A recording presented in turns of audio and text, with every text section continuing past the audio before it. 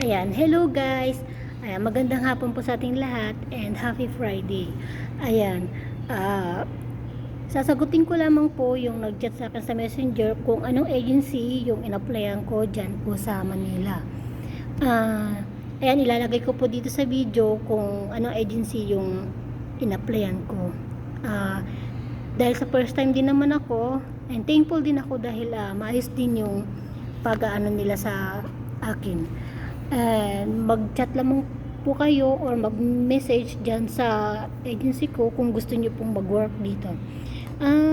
Actually, dito sa amin sa salon, hiring pa naman si madam and gahanap pa siya ng nail technician ang alam ko or hairstylist.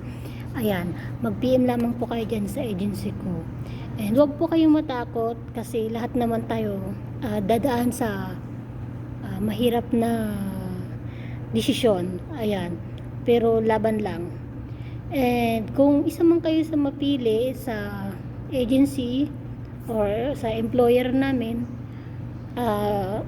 kailangan yung paghandaan or mag-download na kayo ng Microsoft Teams or via Zoom kasi ang alam ko dyan sila nag-i-interview sila madam. And kailangan nyo din mag-download ng WhatsApp kasi doon sila nakikipag-communication sa WhatsApp. Ayan. Message nyo lang dyan ang Appointment International dyan sa Makati. Ayan. Tanungin nyo si Miss Juby. Ayan. Si Miss Juby ang asikaso sa akin dyan sa agency. Ayan. Mababait naman sila dyan sa agency. And kung isa din kayo sa mapili na makapunta dito, yan.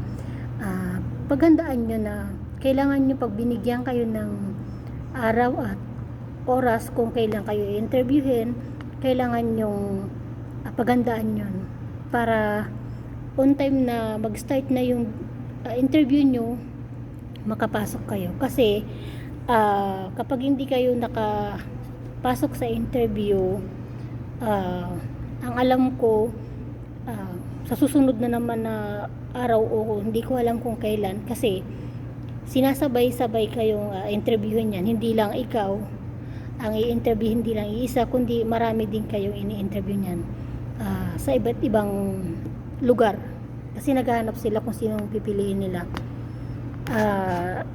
Kailangan nyo lang paghandaan talaga.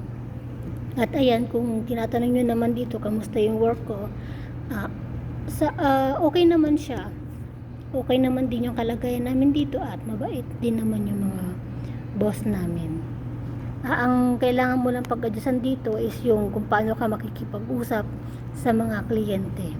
Kasi usually minsan hindi nila yung ibang lahi dito kasi hindi sila marunong mag-English, hindi sila nakakaintindi ng English.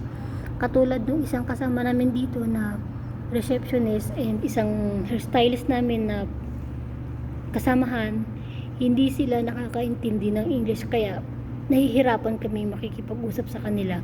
So kung ano lang mga basic na Arabic na naiintindihan namin, yun lang. Pero kailangan mo gumawa ng paraan kung paano kanya maiintindihan at paano mo siya maiintindihan. Lalo na din sa mga kliyente. Kung paano mo sila kakausapin na magkakaintindihan kayo.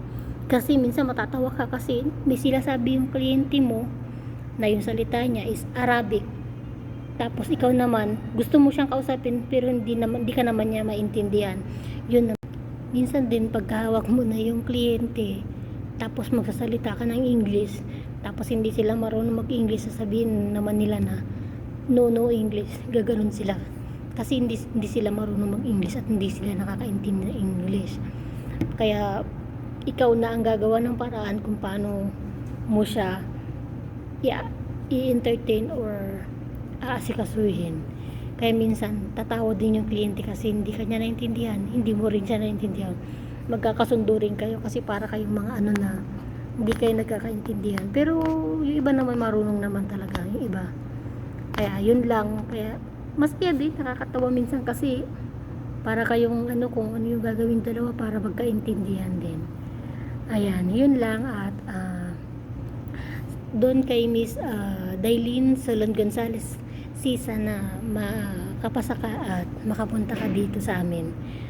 Si Dayin ay nag-a-apply din siya papunta dito. From Bohol naman siya.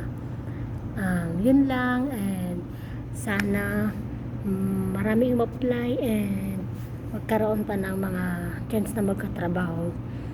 Wag matakot kasi ganoon lang talaga sa una, pero pag nalagpasan mo na, ayun, magiging okay na din. At yun lamang po, at maraming salamat. Bye bye.